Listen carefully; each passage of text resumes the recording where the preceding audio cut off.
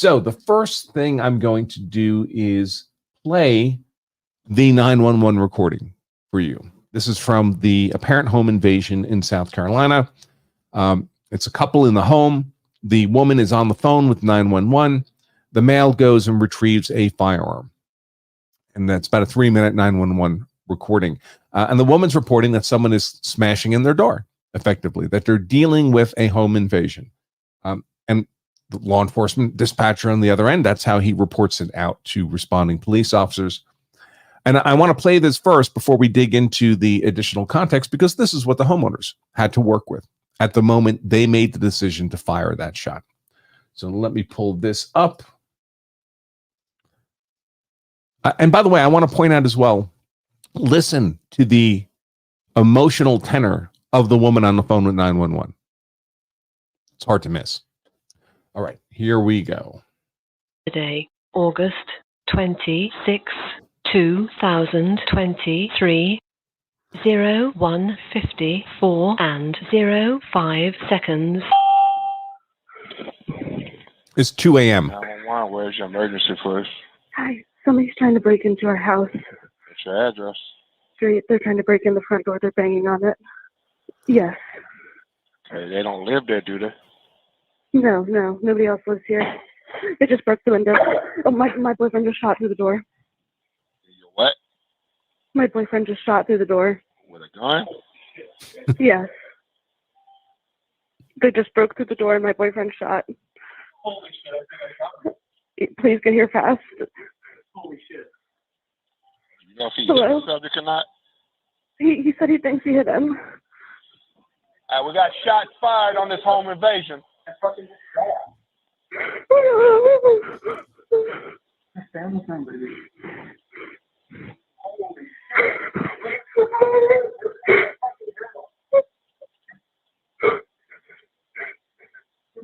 I'm just freaking out. Okay, y'all say they broke the door. Did they get in? No, they didn't break in, but they broke our door has glass on the top, and they broke the glass panel. Break into my fucking house.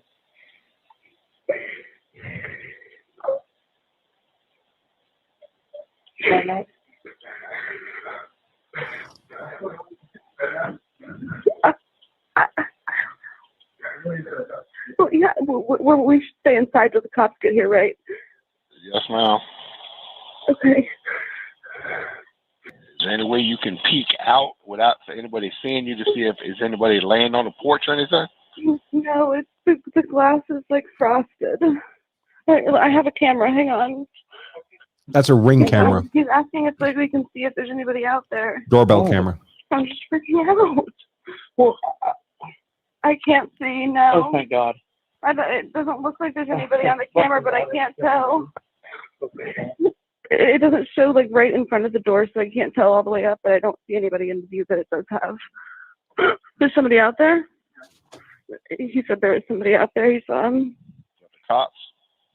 No, my boyfriend. Is a subject laying down? Is it male or female? Can you tell? Is it a male or female? He's laying down. It's a man, and he's on the ground. Okay, I think the police are here. I know. Oh my God. I know he was trying to break in.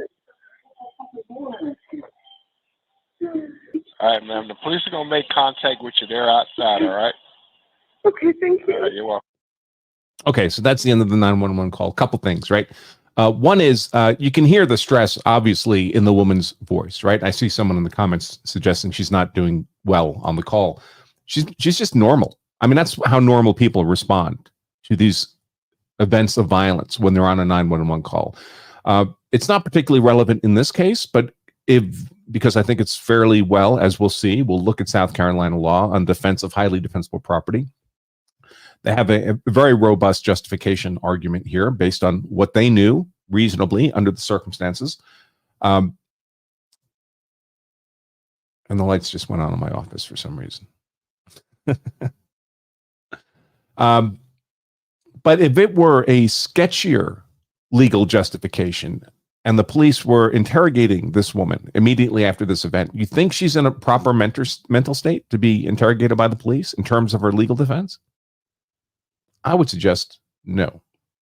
All right, hold on a second, folks. I've got to turn this light off.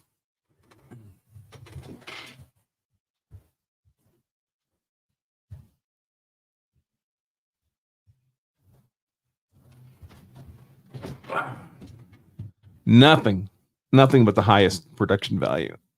No, we have these motion detected lights. I've got it taped over. So it won't trigger, but for some reason it just decided to go on. Another thing to note is the dispatchers on the phone will often ask the caller to do things that are imprudent, right? Can you look outside and see what you can see without the other person seeing you? I mean, of course, the dispatcher wants more information, wants as much information as possible so he can pass it on to the responding officers. But it can lead the person on the call to do things that are unsafe.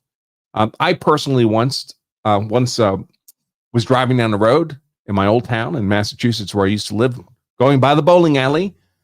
And there was a couple dudes grabbed somebody out of a car and started beating them up in the parking lot. So I pulled into the far end of the parking lot, maybe 80, 100 yards away, where I could see what was going on. And I called the local PD, which the police station was like 2 blocks down the road. And I said, hey, you might want to send someone down to the bowling alley because some dude's getting beat up. And he got pulled out of his car. And the dispatcher says, well, can you see, the license plate of the car? I said, no, not from this angle. She said, can you get closer? Now I'm carrying a gun on my person, and she wants me to get closer to a fight in progress. I said, no, ma'am, I can't do that. But of course, that's not going to keep them from asking. So just because they're asking, don't treat it like some kind of order. Dispatchers don't give lawful orders over the phone. They're trained not to do that because, of course, they don't know what's actually going on because they're not present. And, of course, this recording becomes evidence. Now, they had a Ring doorbell. I'll play you a little clip of the recording from the Ring doorbell in a moment. That also is evidence. And people often ask me, well, should I have cameras? Should I have a dash cam? Should I be recording stuff? And the answer is always, well, it's helpful to record stuff that's helpful. So if you're doing things right, yes, having the recording is helpful. Because where good guy cases of self-defense tend to get into trouble is not when there's too much evidence in the case. It tends to be when there's too little evidence in the case and your claim of self-defense begins to look fabricated or speculative or unreasonable, and a prosecutor is led to believe that he can successfully attack that claim of self-defense. So good guy cases of self-defense, you generally want more evidence. But if you did it wrong and that's recorded, that's evidence against your claim of self-defense. So you might want to make sure you know what to do right. So whatever recording is made, and by the way, even if you don't have cameras, there's cameras everywhere. Everyone has a camera in their pocket. Your neighbors have Ring doorbells too. So just assume you're always being recorded. So these people are dealing with what they believe is a home invasion. When they describe what's happening to the dispatcher, that's how he characterizes it, as a home invasion. They fire a shot through the door. First of all, can you fire a shot through the door? Can that be lawful? Well, the real question is, and you might think, well, you're firing blindly then. But are you really?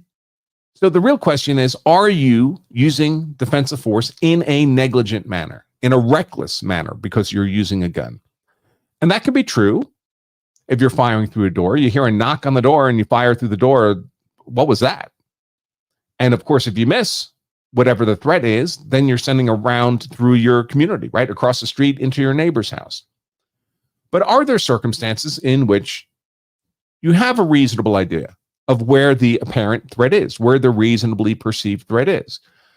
So, for example, there's a glass panel in front of your door and you can see the top of someone's head. Well, they're probably standing right in front of the door. And I would argue that's a shot that could be taken in a non-negligent manner, if, of course, the other elements of self-defense were satisfied. I'm not an advocate of just blindly sending rounds through a neighborhood, but the circumstances may be such that it's not negligent conduct to shoot through your own front door, not wait for the front door to be completely kicked in, if you have reason to believe that an effort is being made to kick the door in. And here these people at 2 a.m., surely they were asleep, have someone banging vigorously on their door and then breaking the door. That's a unlawful and forcible entry into the home. That's a home invasion. At least it's reasonably perceived as a home invasion. And that's the wrinkle here. Because what we really have here is an unintentional intruder, or an innocent intruder, I should call it, an intruder without malice. What we had here was a very drunk college student who'd recently moved into a home on this street, like in the prior week, and almost certainly thought he was at the place where he was now living. And his housemates inside the home were simply not letting him in, or were asleep and weren't waking up. And he was locked out, and he didn't want to be left out there all night. And he's drunk and he's angry and he's pissed and he starts banging on the door. Ultimately bangs it hard enough to break it. But he was not there for the purpose of malice. If he'd known he was at the wrong home, if he'd managed to break in and there were strangers in there saying, "What the hell are you doing?" he wasn't going to hurt those people. He wasn't there to steal anything. Here's a little video clip from the Ring camera. Whoops. So this is what was actually happening outside the home. Presumably this is before he actually broke the glass in the home. So he got dropped off by an Uber from the bar he'd spent all night at. His friends would testify that he was extremely drunk.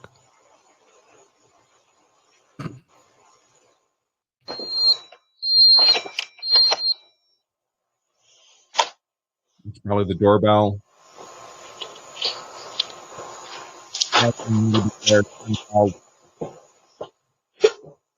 Call Catherine. And presumably he waited a while and just got more and more frustrated. That's it for the Ring camera call. So he banged on the door hard enough to break it. Now he's acting without malice, but is that the legal question here? Does that matter? What matters is the reasonable perceptions of the defender, given all the circumstances, what they're observing in terms of evidence, and what was known to them. So this is 2 a.m., middle of the night, dark 30, and someone is apparently breaking in their door. So what does South Carolina law have to say about that? And by the way, this kid turned out to be a perfectly nice kid, athlete at the college. Everybody liked him. Good family. But of course, that's not relevant to the legal question. So let's take a look at the relevant South Carolina law, which South Carolina calls its stand your ground law, which, you know, of course, I don't like it when they do that. Stand your ground has one meaning, that if you would have had a legal duty to retreat defending yourself outside your home, you're relieved of that legal duty to retreat if you're defending yourself inside your home and its curtilage, the area immediately around the home that's part of your day-to-day use of the home. This does a lot more than just that. It does do that. It relieves you of a otherwise existing legal duty to retreat, but it does much more. It provides legal presumptions about both the defender's mental state, and it provides a legal presumption about the apparent invader's mental state. So this is what I refer to as a defense of highly defensible property statute. So we differentiate defensive property between personal property, tangible items, open, unimproved land, that's least defensible property. Highly defensible property is stuff like your home, any dwelling that you're staying in, a business, an occupied vehicle. So, and that's how South Carolina defines it, as we see here in the title. Presumption of reasonable fear of imminent peril when using deadly force against another unlawfully entering a residence, occupied vehicle, or place of business. So this is defining the scope of highly defensible property under South Carolina law. And one of the things they do to give you greater discretion in the use of deadly defensive force when defending yourself in the context of highly defensible property is they create a presumption of reasonable fear of imminent peril, specifically in this first paragraph A here. So first they set out the conditions that have to be met to qualify for this legal presumption. It's legally presumed you had a reasonable fear of peril. Then in paragraph B, we'll see that they also set forth a bunch of exclusions. So even if you would qualify under these conditions, you lose that presumption if you trigger any of the exclusions. Now, that doesn't mean you lose the privilege of self-defense generally. It just means you would lose this legal presumption of reasonable fear. So let's step through it. And by the way, many states have these kinds of provisions for defense of highly defensible property. This one from South Carolina is highly representative of the general framework. A person is presumed, meaning legally presumed, to have a reasonable fear of imminent peril of death or great bodily harm, great bodily injury to himself or another when using deadly force that is intended or likely to cause death or great bodily injury to another person when, and before we get to the when, let's think about what this is giving us here, right? To be justified in the use of deadly defensive force against another person, you have to, of course, satisfy the elements of self-defense: innocence, imminence, proportionality, avoidance, and reasonableness. And if we look at this, it's basically giving us most of those elements. So innocence is kind of baked into the cake if you're in your home and somebody is breaking in, which we'll see is one of the conditions. Imminence is specified here. It's legally presumed that the peril is imminent. Proportionality is legally presumed that you're facing a threat of death or great bodily injury, not merely a non-deadly force threat. So if it was only a non-deadly force threat, you could only use non-deadly force in self-defense, but it's presuming that you're facing a deadly force threat against which deadly defensive force would be appropriate. Avoidance element is going to be excused under the proper definition of Castle Doctrine anyway, but the statute also addresses that in a later paragraph. And it's presumed that all this is reasonable. Reasonable, which of course is the fifth element of self-defense. So this statute is giving you 4 of the 5 elements of self-defense, everything explicitly except for innocence. And innocence, again, is baked into the cake. That's pretty good stuff in terms of the strength of your claim of self-defense and the difficulty that the prosecution would have in attacking any one of these now legally presumed elements. So you're presumed to have that reasonable fear of imminent death or great bodily injury if, and here are the conditions, if the person against whom the deadly force is used, the deadly defensive force, is in the process of unlawfully and forcefully entering, or has unlawfully and forcibly entered a dwelling, residence, or occupied vehicle, or if there's a kidnapping attempt, is a second criteria here. And you, the person using the deadly force, knows or has reason to believe an unlawful and forcible entry is taking place. So you can't just discover after the fact that there was an unlawful and forcible entry. You have to know it in the moment when you're making the decision to use deadly defensive force. So do you have to wait until the person has unlawfully and forcibly entered? No, this legal presumption is triggered if they are in the process of unlawfully and forcefully entering. And that was certainly the case here when the door is physically broken. Now, might it be different if they were only banging hard or even kicking the door? Could it be more ambiguous whether a forcible entry was being attempted or whether they were just banging on the door to make a lot of noise to get the attention of people inside and had no intention of kicking it in? I mean, if there's not actually physical damage to the door consistent with a attempted forcible entering, might a prosecutor argue that, well, there wasn't enough evidence here of forcible entering to trigger this legal presumption? Yes, but if something is in fact physically broken, does that ambiguity go away? Sure, it sure does. So if you meet these conditions, they were in the process of unlawfully and forcibly entering, and you knew that at the time, well, then you're you are legally presumed to have had a reasonable fear of imminent deadly force harm at the hands of that intruder. So those are the conditions that have to be satisfied. What are the exclusions? The exclusions are pretty common as well. You don't get the benefit of this legal presumption if the person against whom you use the force is also a lawful resident. So if it's a co-dweller, you don't get the benefit of this legal presumption. Does that mean you can't defend yourself against a co-dweller? No, you have all the normal standard self-defense available to you, but you don't have the benefit of this legal presumption. If it's a kidnapping scenario, one of the exclusions is that the person doing the kidnapping has legal custody of the person being taken. Well, then it's not really a kidnapping, right? Another exclusion is that the person who's using deadly force is engaged in unlawful activity using the dwelling. So if it's if you're selling drugs out of the house, you still have a right to defend yourself against violent attack, but you wouldn't get the benefit of this legal presumption of a reasonable fear of imminent deadly force harm. And the last one, also very common. The person against whom the deadly force is used is a law enforcement officer who enters or attempts to enter the dwelling in the performance of his duties, and he identifies himself, or the person using force knows or reasonably should have known that the person entering is a law enforcement officer. And here in paragraph C, we get to the addressing the element of avoidance, whether or not there's a legal duty to retreat in this context.